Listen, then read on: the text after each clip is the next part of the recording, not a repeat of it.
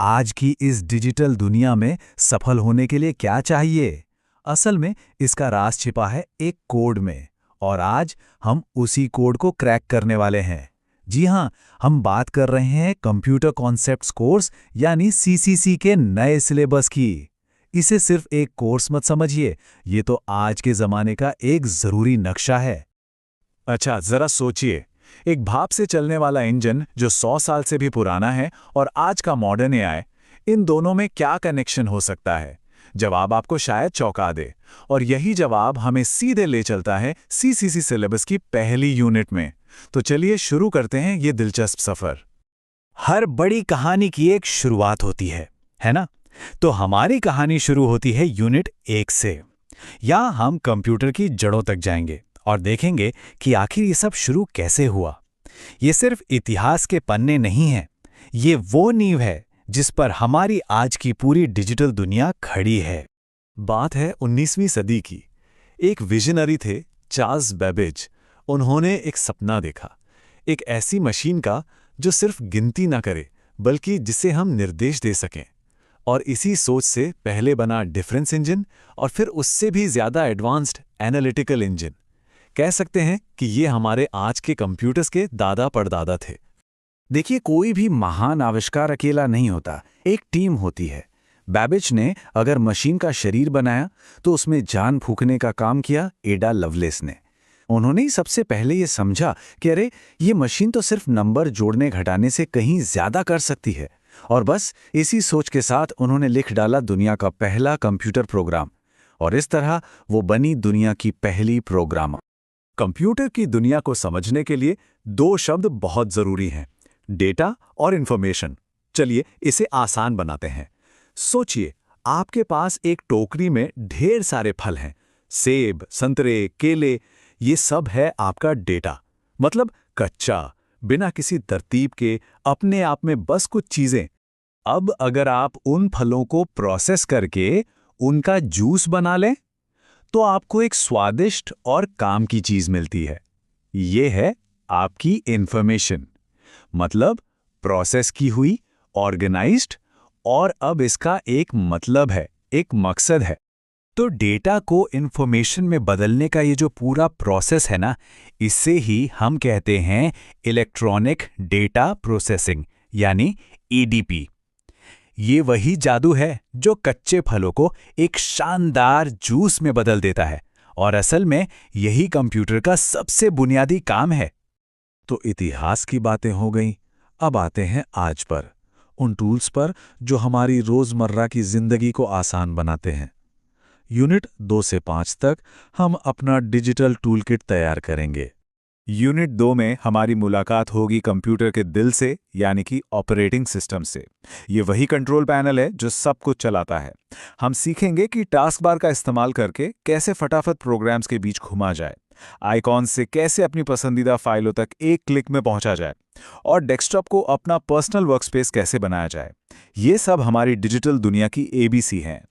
अच्छा, अब यूनिट 3 से 5 में बात होगी वर्ड प्रोसेसिंग और स्प्रेडशीट की। और देखिए, ये सिर्फ टाइपिंग या हिसाब किताब करना नहीं है, असल खेल है जानकारी को ऑर्गेनाइज करने का। एक छोटा सा एग्जाम्पल लेते हैं, जैसे स्प्रेडशीट में डेटा फिल्टर करना। बहुत आसान है, सिर्फ 4 स्टेप्स। सबसे पहले अपना डेटा सिलेक्ट करें, फिर डेटा टैब पर जाइए, फिल्टर बटन पर क्लिक करिए, और बस चुन लीजिए कि क्या देखना है। कमाल है ना? मतलब सैकड़ों लाइनों में से अपनी काम की जानकारी बस एक क्लिक में सामने। अब कमर कस लीजिए, क्योंकि हम भविष्य में एक लंबी छलांग लगाने वाले हैं। आखिरी यूनिट्स हमें साइबर सिक्योरिटी और आर्टिफिशियल इंटेलिजेंस की बहुत ही जरूरी और रोमांचक दुनिया में ले जाएंगी। यूनिट 9 हमें सिखाएगी कि इस डिजिटल दुनिया में खुद को सेफ कैसे रखें, और ये सिर्फ एंटीवायरस डालने से कहीं ज्यादा है। हम समझेंगे कि वायरस और मैलवेयर जैसे खतरे क्या हैं, कैसे फिशिंग स्कैम्स को पहचानें जो हमें धोखा देने की ताक में रहते हैं, और अपनी पर्सनल जानकारी को पहचान की चोरी से कैसे बचाएं। याद रखिए, जानकारी ही सबसे बड़ा बचाव है। और सबसे आखिर में यूनिट 10 के साथ हम भविष्य का दरवाजा खोलेंगे। हम आर्टिफिशियल इंटेलिजेंस यानी एआई की दुनिया को एक्सप्लोर करेंगे। ये कंप्यूटिंग की 5वीं पीढ़ी है, जहां मशीनें अब सीख सकती हैं और फैसले भी ले सकती हैं। हम देखेंगे कि ये हमारी दुनिया को कैसे बदल रही है और आगे क्या-क्या होने वाला है। तो इस पूरे सफर के बाद इस कमाल की मशीन के बारे में आखिर हम क्या कह सकते हैं? इसकी असली ताकत क्या है और इसकी कमजोरियां क्या हैं? चलिए इसे भी समझ लेते हैं। देखिए, कंप्यूटर के रफ्तार, उसकी सटीकता और मेहनत करने की क्षमता का कोई जवाब नहीं। वो कभी थकता नहीं, कभी बोर नहीं होता। लेकिन एक बहुत बड़ी सच्चाई ये भी है कि वो सोच नहीं सकता, महसूस नहीं कर सकता या अपने दम पर सही गलत का फैसला नहीं कर सकता। हमारे बिना वो कुछ भी नहीं है, बस हमारे दिए हुए निर्देशों को मानने वाली एक बहुत ताकतवर मशीन। लेकिन यहीं पर एक बहुत बड़ा सवाल उठता है। जैसे जैसे आर्टिफिशियल इंटेलिजेंस आगे बढ़ रहा है, क्या ये सीमाएं हमेशा ऐसी ही रहेंगी? क्या मशीनें एक दिन वाकई में सोचना और शायद महसूस करना भी सीख जाएंगी? ये एक ऐसा सवाल है जिसका जवाब हमें आने वाला वक्त ही देगा। ये एक जमाना था जब एक कंप्यूटर को रखने के लिए पूरा का पूरा कमरा लग जाता था। आज हम कंप्यूटर की उसी हैरान कर देने वाली यात्रा को देखेंगे, उन विशालकाय कैलकुलेटर से लेकर उन पावरफुल मशीनों तक जो आज हमारी जेब में फिट हो जाती हैं और हमारी पूरी दुनिया को चला रही हैं। तो कंप्यूटिंग की जो कहानी है ना, वो असल में एक जबरदस्त बदलाव की कहानी है। चलिए देखते हैं कि ये सब हुआ कैसे। और इसकी शुरुआत होती है हिसाब किताब लगाने की पहली कोशिशों से। देखिए, इलेक्ट्रॉनिक्स तो बहुत बाद में आया। उससे बहुत पहले सारे नए आविष्कार मैकेनिकल होते थे। मतलब कंप्यूटिंग के जो शुरुआती आइडिया थे वो गियर, पहियों और इंसानी दिमाग की उपज थे। पुराने एबाकस के लेके चार्ल्स बैबेज के भाप से चलने वाले इंजनों तक इन मशीनों ने सिर्फ गणना नहीं की, इन्होंने एक सोच को जन्म दिया। इन्होंने वो नींव रखी जिस पर आज की पूरी डिजिटल दुनिया खड़ी है। फिर आया साल 1946 और यहीं से मॉडर्न कंप्यूटिंग के युग की शुरुआत हुई। इसके बाद तो टेक्नोलॉजी ने ऐसी रफ्तार पकड़ी जिसकी किसी ने कल्पना भी नहीं की थी। हर छलांग ने कंप्यूटर्स की एक नई पीढ़ी को जन्म दिया, जो पहले से छोटी होती गई और ताकत में कई गुना बढ़ती गई। हर पीढ़ी की अपनी एक पहचान थी, एक नई टेक्नोलॉजी। ये सफ़र नाजुक वैक्यूम ट्यूब से शुरू हुआ और आज हम आर्टिफिशियल इंटेलिजेंस को विकसित होते देख रहे हैं। इस सब में एक ही चीज़ कॉमन थी, ज़्यादा से ज़्यादा पावर को छोटी से छोटी जगह में फिट करने की कोशिश। तो सबसे ज़रूरी बात यहाँ पर यह है कि ये जो तरक्की हुई वो सिर्फ पुर्जे छोटे करने के बारे में नहीं थी। असल में ये टेक्नोलॉजी को आम लोगों तक पहुँचाने के बारे में थी। हर पीढ़ी के साथ कंप्यूटर्स ज़्यादा शक्तिशाली और सस्ते होते गए और आखिरकार दुनिया भर के लोगों के हाथों में आ गए। चलिए अब आज के दौर में आते हैं। अब कंप्यूटर्स को उनकी जनरेशन से नहीं बल्कि उनके साइज और उनकी प्रोसेसिंग पावर के हिसाब से बांटा जाता है। तो सबसे पहले है माइक्रो कंप्यूटर। ये वो मशीन है जिसे हम सब जानते हैं और इस्तेमाल करते हैं। हमारा डेस्कटॉप, हमारा लैपटॉप, इन्हें हमारे रोज़मर्रा के कामों के लिए ही डिज़ाइन किया गया है। इसके बाद आता है मिनी कंप्यूटर। ये पावर के मामले में एक स्टेप ऊपर है। ये एक ही समय पर कई यूजर्स के काम को संभाल सकता है, जैसे कि वो सिस्टम जो रेलवे के लाखों टिकटों का हिसाब किताब रखता है, वो एक मिनी कंप्यूटर का काम है। फिर आता है मेन फ्रेम। इन्हें आप बड़ी बड़ी कंपनियों और संस्थाओं का वर्क हॉर्स कह सकते हैं। ये हमारी इकोनॉमी की धड़कन है। ये उस भारी भरकम डेटा को प्रोसेस करते हैं जो हमारे बैंकिंग सिस्टम को हर दिन हर पल चलाता है। और लिस्ट में सबसे ऊपर है सुपर कंप्यूटर। इन मशीनों को सिर्फ और सिर्फ स्पीड के लिए बनाया गया है। ये इतने जटिल कैलकुलेशंस कर सकते हैं जिनके बारे में हम सोच भी नहीं सकते। मौसम की भविष्यवाणी से लेकर एटॉमिक रिएक्शंस को समझने तक सब कुछ। साइज के अलावा कंप्यूटर्स को इस आधार पर भी बांटा जाता है कि वो जानकारी को प्रोसेस कैसे करते हैं। उनके काम करने के तरीके के हिसाब से देखें तो 3 मुख्य प्रकार हैं। इन दोनों में फर्क उस डेटा का है जिसे ये संभालते हैं। एनालॉग कंप्यूटर को एक रैंप की तरह समझिए, जो लगातार बहने वाली जानकारी को मापता है, जैसे तापमान या स्पीड। वहीं डिजिटल कंप्यूटर, जिन्हें हम सबसे ज्यादा इस्तेमाल करते हैं, वो सीढ़ियों की तरह हैं जो अलग-अलग स्टेप्स यानी बाइनरी कोड 0 और 1 में काम करते हैं। और जब आप इन दोनों दुनियाओं को मिला देते हैं तो हमें मिलता है तीसरा टाइप, हाइब्रिड कंप्यूटर। ये असली दुनिया से एनालॉग माप लेता है, जैसे कि किसी के दिल की धड़कन, और फिर उसे डिजिटल रूप पर प्रोसेस करता है। इसी वजह से ये हेल्थ केयर जैसी फील्ड्स में बहुत जरूरी हो जाता है। देखिए, कंप्यूटिंग का विकास एक ग्लोबल कहानी है, लेकिन इसमें कुछ अध्याय ऐसे हैं जो बहुत प्रेरणा देते हैं। चलिए, ऐसे ही एक अध्याय पर नजर डालते हैं, भारत का एक तकनीकी पावर हाउस बनने का असाधारण सफर। ये बात एक बहुत बड़े मोड़ को दिखाती है। 1987 में अमेरिका ने भारत को एक क्रे सुपर कंप्यूटर बेचने से मना कर दिया। ये एक बड़ा झटका हो सकता था, लेकिन इसके बजाय इसने एक मिशन को जन्म दिया। हम अपना सुपर कंप्यूटर खुद बनाएंगे। ये टाइमलाइन एक कमाल का सफर दिखाती है। सोचिए, 40 साल से भी कम समय में देश पहली एनालॉग मशीन लगाने से लेकर अपना खुद का सुपर कंप्यूटर बनाने और लॉन्च करने तक पहुंच गया। इस एक कदम ने भारत को दुनिया के कुछ चुनिंदा देशों की लीग में खड़ा कर दिया।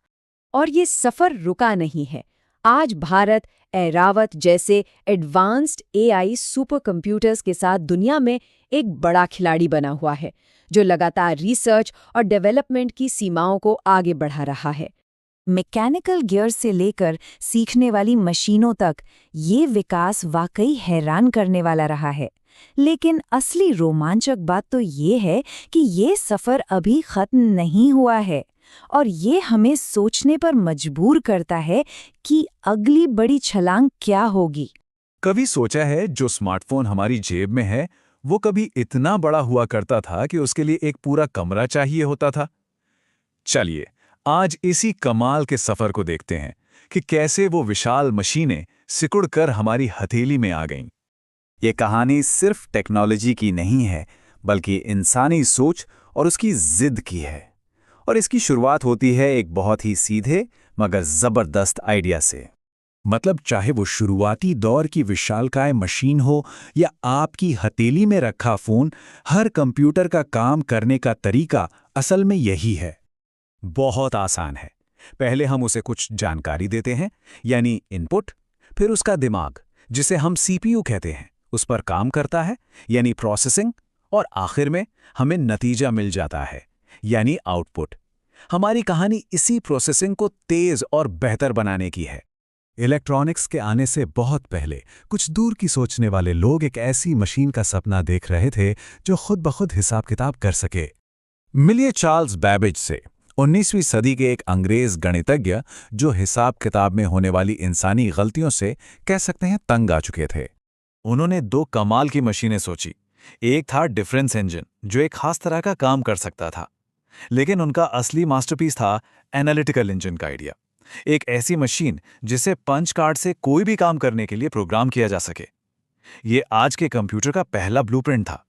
बैबेज के इस आइडिया को पंख दिए एक और जबरदस्त दिमाग ने, जिनका नाम था एडा लवलेस। एडा ने ये बात समझ ली थी कि ये मशीन सिर्फ नंबर जोड़ने घटाने के लिए नहीं है, इसकी असली ताकत कुछ और ही है। और इसी सोच के साथ उन्होंने उस मशीन के लिए दुनिया का पहला कंप्यूटर प्रोग्राम यानी एल्गोरिदम लिख डाला। इसीलिए उन्हें मदर ऑफ प्रोग्रामिंग भी कहा जाता है। बैबेज का सपना तो मैकेनिकल था, लेकिन उसे हकीकत बनने में लगभग 100 साल और इलेक्ट्रॉनिक्स का जादू लगना था। और जब ये हुआ तो विकास की रफ्तार देखने लायक थी। इस तरक्की को हम मोटे तौर पर 5 पीढ़ियों में देख सकते हैं। हर पीढ़ी एक नई टेक्नोलॉजी का धमाका लेकर आई, जिसने कंप्यूटर को पूरी तरह से बदल दिया। और यही तो इस कहानी की सबसे दिलचस्प बात है। सोचिए, एक तरफ 30 टन वजनी मशीन और दूसरी तरफ एक उंगली के नाखून पर समा जाने वाली चिप। जैसे जैसे पीढ़ियां बदली, आकार छोटा होता गया और ताकत कई गुना बढ़ती चली गई। साइज छोटा होने की इस प्रक्रिया ने सिर्फ एक तरह का कंप्यूटर नहीं बनाया, बल्कि एक पूरा का पूरा कह सकते हैं कंप्यूटर परिवार ही बना दिया। हर किसी का अपना साइज, अपनी ताकत और अपना काम है। देखिए, एक तरफ है माइक्रो कंप्यूटर, यानी हमारे आपके पीसी और लैपटॉप, फिर आते हैं मिनी कंप्यूटर, जो बड़ी बड़ी वेबसाइट्स और सर्वर चलाते हैं। और फिर हैं विशाल मेन फ्रेम, जो बैंकों और बड़ी कंपनियों का सारा डेटा संभालते हैं। और ये जो माइक्रो कंप्यूटर है ना, इसकी भी अपनी एक छोटी सी दुनिया है। डेस्कटॉप से लेकर लैपटॉप, टैबलेट और हाँ, वो फोन जो अभी शायद हमारे हाथ में है, ये सब इसी परिवार का हिस्सा हैं। लेकिन इस परिवार में एक ऐसा सदस्य भी है जो सबसे बड़ा है और सबसे ज्यादा ताकतवर। हम बात कर रहे हैं टाइटन्स की, यानी सुपर कंप्यूटर की। ये कंप्यूटिंग की दुनिया के कह सकते हैं बाहुबली हैं। इनका काम मौसम का हाल बताना, नई दवाइयां खोजना या अंतरिक्ष के रहस्यों को सुलझाना है। ऐसे बड़े बड़े काम जो आम कंप्यूटर के बस की बात नहीं। इनकी रफ्तार इतनी ज्यादा तेज होती है कि इसे नापने का पैमाना भी अलग है। इसे हम हर्ट्ज में नहीं बल्कि फ्लॉप्स में नापते हैं। ये बताता है कि एक सुपर कंप्यूटर एक सेकंड में कितनी मुश्किल से मुश्किल वैज्ञानिक गणनाएं कर सकता है। अंदाजे के लिए भारत का अपना सुपर कंप्यूटर ऐरावत एक सेकंड में इतनी गणनाएं कर सकता है कि हमें उन्हें करने में शायद सदियां लग जाएंगी। तो एक पूरे कमरे से लेकर हमारी जेब तक का ये सफर तो हमने देख लिया, पर यह कहानी यहां रुकने वाली नहीं है। अब जब आर्टिफिशियल इंटेलिजेंस का दौर आ चुका है, तो हम एक नई छठी पीढ़ी की दहलीज पर खड़े हैं और ये हमें एक बहुत ही दिलचस्प सवाल पर सोचने के लिए छोड़ देता है। भविष्य का कंप्यूटर कैसा होगा?